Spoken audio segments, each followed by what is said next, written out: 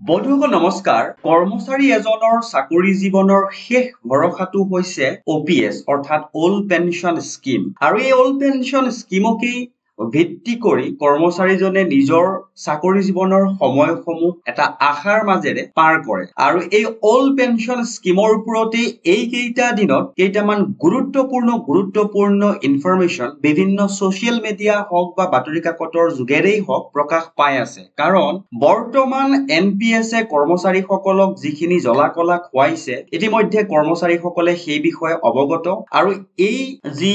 NPS সিস্টেমটো চলি আছে এই NPS সিস্টেমটোৰ বিপৰীতে কৰ্মচাৰীসকলৰ বিভিন্ন দল সংগঠনে বিভিন্ন সময়ত বিভিন্ন ধৰণে প্ৰতিবাদ কৰি থকা দেখা গৈছে আৰু এই এটা গুৰুত্বপূৰ্ণ সময়তেই ওল্ড পেনশনৰ যি ইনফৰমেশন সেই ইনফৰমেশনটো যদি সঠিককৈ কৰ্মচাৰীসকলক দিব পৰা যায় এনে এটা অনুভৱেৰে আজিৰ এই ভিডিঅটো প্ৰস্তুত কৰিলো কাৰণ লোকসভাৰ প্ৰশ্নোত্তৰ শিতানত ওল্ড পেনশন স্কিমক লৈ কি আলোচনা হল একেবাৰে শেহতীয়া আৰু অতি দৰকাৰী গুৰুত্বপূৰ্ণ এটা ইনফৰমেশন আজি আপোনালোকক জনাবলৈ লৈছো কাৰণ এই ইনফৰমেশনটো প্ৰকাশ হৈছিলে যোৱা সোমবাৰে আপোনালোকক দেখুৱাবলৈ লৈছো চাওক মানডে 22 জুলাই 2024 একেবাৰে শেহতীয়া ইনফৰমেশন বুলি ক'ব পাৰি আৰু লোকসভাৰ যি প্ৰশ্নোত্তৰ কাল চলি আছিল সেই প্ৰশ্নোত্তৰ শিতানত এই যি ওল্ড পেনশন স্কিম হয় ওল্ড পেনশন স্কিমৰ ওপৰত বৰ্তমান চৰকাৰৰ স্থিতি কি সেই বিষয়ে কৰ্মচাৰীসকলে আজিৰ এই ভিডিঅটোৰ জৰিয়তে অৱগত হ'ব তে বন্ধুসকল জনাবলৈ লৈছো এই গুৰুত্বপূৰ্ণ ইনফৰমেশনটো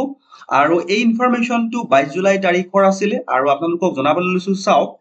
প্ৰশ্নটো আছিল এনেকুৱা ধৰণৰ দেখুৱাবলৈ লৈছো কোৱেশ্চন প্ৰশ্নটো তিনটা কৰা হৈছে whether government propose to implement old pension scheme if so the time by which it is likely to be implemented for all those in service after January 1 2000 এটা গুৰুত্বপূৰ্ণ প্ৰশ্ন কৰা হৈছে চৰকাৰক যে চৰকাৰে যদি ওল্ড পেনশন স্কিম ৰিস্টোৰ কৰাৰ যদি কিবা হাতত প্ৰগ্ৰাম আছে তেতিয়া হলে যিসকলে নিউ পেনশন স্কিমৰ অধীনত আছে 2004 জানুৱাৰী 1 তাৰিখৰ পাছত যিসকলে সাৰ্ভিসত আহিছে তেওঁলোকৰ কাৰণে যি ওল্ড পেনশনৰ কথা ইতিমধ্যে আলোচনা কৰি থকা হৈছে সেই ওল্ড পেনশন স্কিমৰ তেওঁলোক চৰকাৰে অনাৰ কিবা হাতত ব্যৱস্থা আছে নেকি যদিহে আছে তেতিয়া হলে কেতিয়াৰ পৰা চৰকাৰে এই OPS ৰিস্টোৰ কৰিব বা ইমপ্লিমেন্ট কৰিব সেই বিষয়ে জনাব লাগে প্ৰথম প্ৰশ্নটো দ্বিতীয় প্ৰশ্নটো এনেকুৱা আছিল whether the government has any data on pensions provided to unorganized sector workers in 2013 state wise এইটো বাৰু আমাৰ কৰ্মচাৰীসকলৰ লগতেই জড়িত তথাপিও প্ৰথম প্ৰশ্নটোৰ নিচিনাকৈ এটা গুৰুত্বপূৰ্ণ প্ৰশ্ন প্ৰথম প্ৰশ্নটো বেছি গুৰুত্বপূৰ্ণ আৰু নাম্বাৰ 3 চাব whether the people is the aforementioned sectors are facing significant financial burdens if so details in the remedial measure taken to be taken by the government to address this issue আসলতে তিনিটা প্ৰশ্নই ঘুৰাই পকাই OPS ৰ লগতেই জড়িত যদিও প্ৰথম প্ৰশ্নটোতে OPS ৰ গুৰুত্ব বা সিংহভাগ দিয়া হৈছে জোৰটো প্ৰথম প্ৰশ্নটোতে দিয়া হৈছে যদি চৰকাৰ হাতত কিবা তেনেকুৱা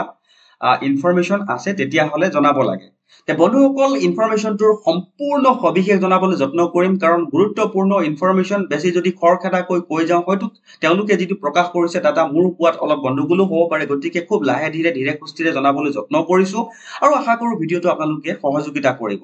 তে বন্ধুসকল এইখিনিতে আপোনালোকক জনাবলৈ লৈছো যে প্ৰথমবাৰৰ কাৰণে যদি আমাৰ চেনেলটো ভিজিট কৰি আছে তেনেহলে সাবস্ক্ৰাইব নকৰাকৈ নাথাকিব কাৰণ গুৰুত্বপূৰ্ণ ইনফৰমেশন যিসমূহ ইনফৰমেশন কৰ্মচাৰীসকলৰ কৰ্মজীৱন বা চাকৰি জীৱনৰ সৈতে জড়িত এনেকুৱা এটা গুৰুত্বপূৰ্ণ ইনফৰমেশন আমাৰ চেনেলৰ মাজেদি প্ৰকাশ কৰি থকা হয় গতিকে যদি প্ৰথমবাৰৰ কাৰণে ভিজিট কৰি আছে অনুগ্ৰহ কৰি সাবস্ক্ৰাইব নকৰাকৈ নাথাকিব এতিয়া হু মূল বিষয়টোলৈ উত্তৰটো চৰকাৰৰ ফালৰ পৰা কি দিয়া হৈছিল বি আৰু সিৰ কাৰণে দিয়া হৈছে এনেকৈ Number 1 to মই জনাই আছো আপোনালোকক there is a scheme called Atal Pension Yojana which was launched on 9/5/2015 with the objective of creating a universal social security system for all Indians especially the poor the underprivileged and the workers in the unorganized sector এটা কৈছে যে দ্বিতীয় প্ৰশ্ন দুটা আছিলে সেই প্ৰশ্ন দুটাৰ কাৰণে আনঅৰ্গেনাইজ সেক্টৰ বা যিসকল অতিকৈ দুখীয়া মানুহ তেওঁলোকৰ কাৰণে এটা অটল পেঞ্চন যোজনা বুলি চৰকাৰে 2015 চনৰ পৰা এটা স্কিম বা আঁচনি গ্ৰহণ কৰি থকাৰ কথাটো কৈছে আৰু it is open to all Indian citizens between 18-40 years and age having a savings or bank account in a bank or post office আৰু এইটো ইতিমধ্যে আপোনালোকে জানে যে অটল পেঞ্চন যোজনা 18 পৰা 40 বছৰৰ বয়সৰ ভিতৰত যিকোনো নাগৰিকে বেংক হওক বা পোষ্ট অফিচত খুলিব পাৰে for better targeting the guaranteed pension to unorganized sectors and income tax payers shall not be eligible to join APY from 1/10/2002. The subscriber under Atal Pension Yojana is required to make a monthly, quarterly, 6-monthly contribution of an amount determined by the amount of pension chosen and age joining of the scheme. ইতিমধ্যে মই এই বিষয়টোৰ বিষয়ে আৰু বেছি বহলাই নকওঁ কাৰণ ইতিমধ্যে আমাৰ কৰ্মচাৰীসকলে এই বিষয়টোৰ বিষয়ে অৱগত হয় অৰ্থাৎ অটল পেঞ্চন যোজনা কি হয় তেওঁলোকে জানে আৰু চৰকাৰে কিটো ইনফৰমেশ্যন দিছে সেইখিনিকে মই জনাবলৈ যত্ন কৰিছিলো এতিয়া মূল বিষয়টোলৈ তেওঁলোকে 1 নম্বৰৰ কথাটো উত্তৰটো কি দিছে কাৰণ চৰকাৰৰ হাতত ওপিএছৰ যদি কিবা ৰেজিষ্ট্ৰেচনৰ যদি প্লানিং আছে তেতিয়া হলে কেতিয়াৰ পৰা তেওঁলোকে ৰেজিষ্ট্ৰেচনৰ প্লানিংটো ইমপ্লিমেন্ট কৰিব সেই কথাখিনি কৈছে তে 1 নম্বৰ প্ৰশ্নটোৰ উত্তৰটো আপোনালোকক জনাবলৈ যত্ন কৰিছো চাওক ইয়াতে লিখিছে There is no proposal under consideration of Government of India for restoration of old pension scheme in respect of central government employees. আকৌ এবাৰ কৈছো গুৰুত্বপূৰ্ণ ইনফৰমেশন আপোনালোকে মন কৰিব আৰু সহযোগিতা আগবঢ়াব There is no proposal under consideration of Government of India for restoration of old pension scheme in respect of central government employees. মই আকৌ এবাৰ কৈ দিছো কাৰণ গুৰুত্বপূৰ্ণ এটা information There is no proposal কোনো proposal নাই বুলি কৈছে under consideration of Government of India Government of India considerationত কোনো proposal নাই for restoration of old pension schemeৰ চৰকাৰী যি সেন্ট্ৰেল গভৰ্নমেন্টৰ কেন্দ্ৰীয় চৰকাৰৰ কৰ্মচাৰীসকলক লৈ বৰ্তমানৰ সময়ত চৰকাৰৰ হাতত ওল্ড পেঞ্চন স্কিমৰ কোনো কনসিডাৰেশন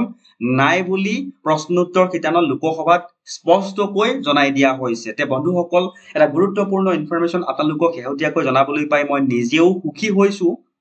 কিন্তু ইয়াৰ লগতে এটা আশাবাদী হৈ আছো যে কৰ্মচাৰীসকলে যেহেতু মুদ্ৰাস্ফীতিৰ কাৰণে বহু সংখ্যক কৰ্মচাৰীয়ে মুদ্ৰাস্ফীতিৰ কাৰণে